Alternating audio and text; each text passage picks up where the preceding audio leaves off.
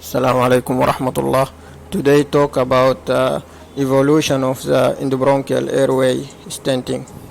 Airway stent are a hollow prosthetic device used to re-establish airway patency, either to support the tracheobronchial wall in stenosis or malacia, or to seal off the airway fistula. Before stent is introduced, the stent type should be chosen according to the patient's specific problem and situation.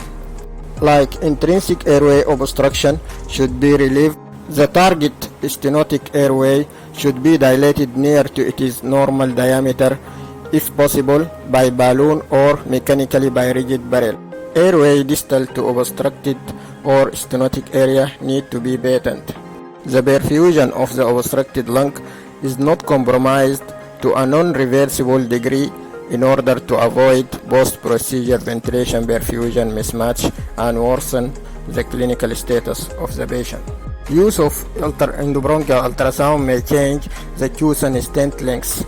It demonstrates the extent and length of the tumor involvement even in the submucosa of the airway. General indications of airway stenting include extrinsic obstruction, malignant intrinsic obstruction after airway patency has been established, and airway fistula, and benign intrinsic stenosis after dilatation or other resection, and tracheomalacia in patient selected cases, and airway stabilization after airway surgery. This is temporary. About type of airway stent. Metallic stents have two types. The first one is uncovered self-expandable metallic stent. It used to open stenotic airway secondary to extrabronchial compression by malignant tumor or enlarged lymph node. Second type is covered self-expandable metallic stent. It used to open stenotic airway secondary to endobronchial with extrabronchial compression by malignant tumor or enlarged lymph node. The second main type of airway stent is silicone stent, and these have many subtypes categories. First type is hourglass silicone stent. It used to open stenotic airway secondary to benign condition like tracheomalacia and tuberculous stenosis. Second subtype of silicone stent is radio-opaque silicone stent, also used for benign conditions, but it doesn't allow use of fluoroscopy to adjust adequate positioning during the procedure. The third subtype is a silicone stent of radio-transparent criteria. It also used to treat stenosis secondary to benign condition, and it allows adjustment of adequate positioning using fluoroscopy during the procedure. Another subtype of silicone stent made by Boston Scientific Company in USA. It made from polyethylene threads embedded in silicone. Recently, the evolution of the airway stenting become more advanced by manufacturing a biodegradable stent, which used also to open the stenotic airway secondary to benign condition like tuberculous stenosis and tracheomalacia. Also for malignant tumor, an stent impregnated by chemotherapy material appear in the horizon to be used. About shape of stent, the common is a straight-shaped stent. It comes in different size and in diameter and length. And commonly used size are 10 to 14 mm in diameter for main stem bronchi with 2 to 4 cm in length. The tracheal size frequently fall into the range of from 14 to 18 mm in diameter with 4 to 8 cm in length. Other shaped of stent is J-shaped stent and Y-shaped stent. Sizing the length of stenosis outside the operating room. Sizing and choice to determine stenosis length out of the operating room by CT. The stent need to be long enough to cover the area in question and extend 5 mm proximally and distally and should fit snugly in the diameter. Stent diameter should be greater by 1 to 2 mm in diameter than normal diameter of the airway adjacent to stenosis to reduce migration. Also, sizing the stenotic part of the airway can be done outside the operating room using technology of CT virtual bronchoscopy to measure the length and diameter of stenotic part and adjacent healthy part. Sizing the length of stenosis inside the operating room before initiating stent insertion. Sizing and choice to determine stenosis length inside the operating room by flexible bronchoscopy. Introduce the flexible bronchoscope until the distal margin of the stenotic airway, then mark the proximal contact point on the flexible scope to the edge of the rigid scope. Then retract the flexible scope slowly until the proximal margin of the stenotic airway and mark the distal point of the flexible scope. Measure the distance between two marked points at flexible scope by ruler. Another way to measure the distance of stenotic part by introducing catheter through the working canal of the flexible bronchoscope until the distal margin of stenotic airway, then mark the proximal contact point on the catheter to the edge of the working channel of the flexible scope, then retract the catheter slowly until the proximal margin of the stenotic airway and mark the distal point of the catheter at edge of the working channel. Measure the distance between two marked points at the catheter by ruler. This way may be less accurate than the first way because of instability of the flexible bronchoscope during the measurement. This is stent sizer to measure internal diameter of stenotic part of endobronchial airway after have been dilated to its normal diameter to facilitate selection of adequate stent size. Next case was in Malaysia during my intervention pulmonology fellowship training. He was 66 years old, male, was diagnosed by transbronchial stenosis caused by old pulmonary TB infection. He was treated twice time by balloon dilatation with application of endobronchial mitomycin C with improvement of symptom for 1 month and then 3 weeks subsequently. The third time relapse of airway stenosis decided to be stabilized his airway by radio-transparent silicone stent. Measuring internal endobronchial diameter of stenotic area after have been dilated into its normal diameter using balloon. Measurement should be vertical and horizontal in both proximal and distal part of the stenotic area by stent sizer device. It helps to choose the correct size of the silicone stent and therefore avoiding downsize which lead to stent migration and oversize which lead to bronchial wall injury and granulation formation. Technique of silicone stent insertion. This is the straight silicone stent introducer device used to fold the stent inside the introducer tube. Straight silicone stent loaded inside the distal opening of the introducer tube by folding it and pushing it into the introducer tube. Sometimes need to use a lubricant material to facilitate folding and pushing of the silicone stent inside the introducer tube, as you see here in this video. The knob found in the outer surface of the silicone stent is made for reducing the migration of the stent after have been insertion.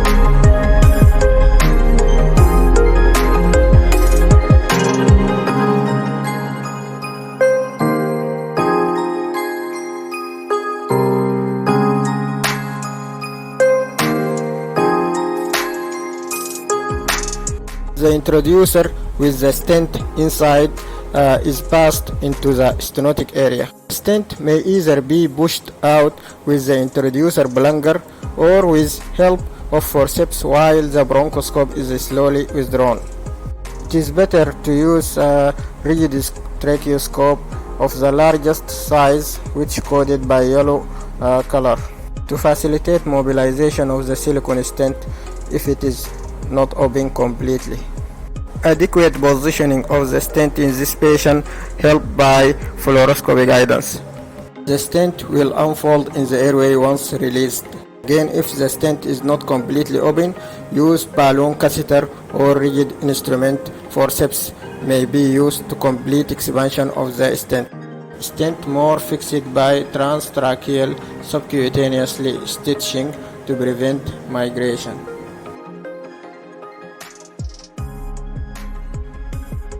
Technique of self-expandable stent insertion, either metallic or biodegradable stent. The self-expanded stent can be inserted under conscious sedation, but if patient coughing during procedure will interfere with adequate stent positioning. Thus, short duration of deep sedation better to maintain good stent positioning.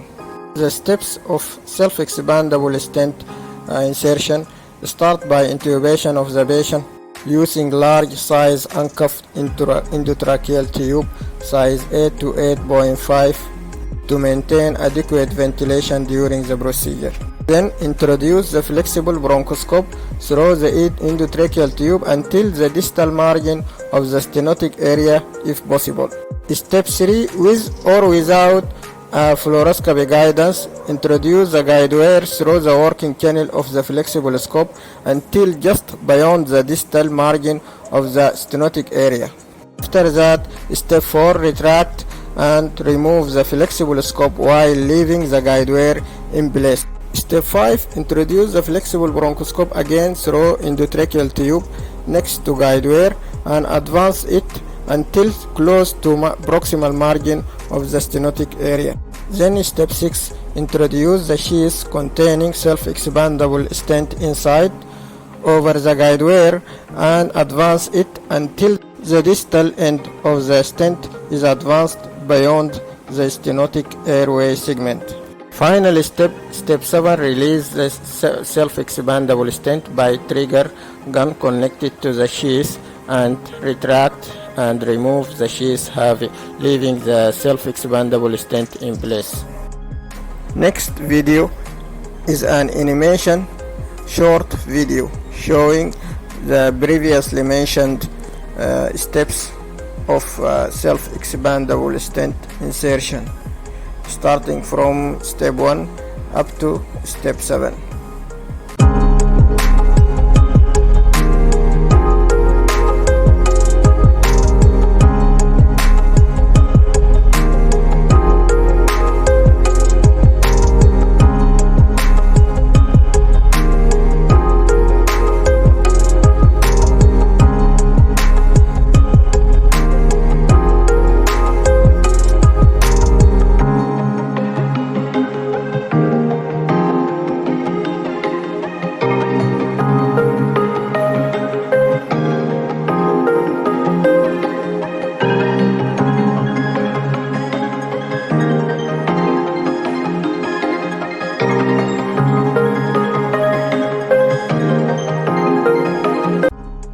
This is image showing the sheath containing self-expandable stent inside over the guide wire, and this is image of trigger gun for releasing the stent from inside the sheath.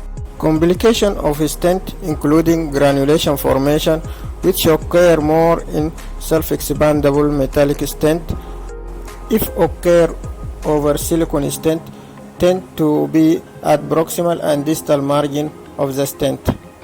Treated by laser or argon plasma coagulation or standard cryotherapy. Second complication is stent migration, which occur more in silicone stent despite not present at the outer surface of the stent, which may reduce migration. In case of silicone stent, prevent migration by suturing the stent subcutaneously. Third complication is frequent mucus plug. This is treated by frequent nebulized normal saline, commoner with silicone stent. And last complication is infection, which is treated by antibiotic or stent replacement. Stent duration and follow-up. Duration of the stent depends on patient condition. In self-expandable metallic stent, usually it inserted to relieve the airway obstruction or narrowing caused by malignant tumor. Therefore, duration of insertion will be permanent. For silicone stent, duration is variable from 2 weeks up to 12 months before removed. Silicone stent is inserted to treat stenosis caused by benign condition. In case of tracheomalacia, the study shows that airway reconstruction and lumen patency takes from 2 weeks up to 3 months. While in case of tuberculous airway stenosis, studies show that airway reconstruction and lumen patency takes from 3 months up to 12 months.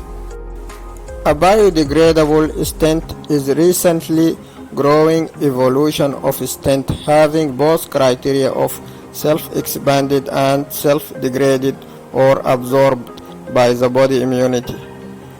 It used in reversible stenosis caused by benign conditions, and it takes from 3 to 6 months from before self-degraded in place by body immunity. Patient does not need for bronchoscopy to remove the stent.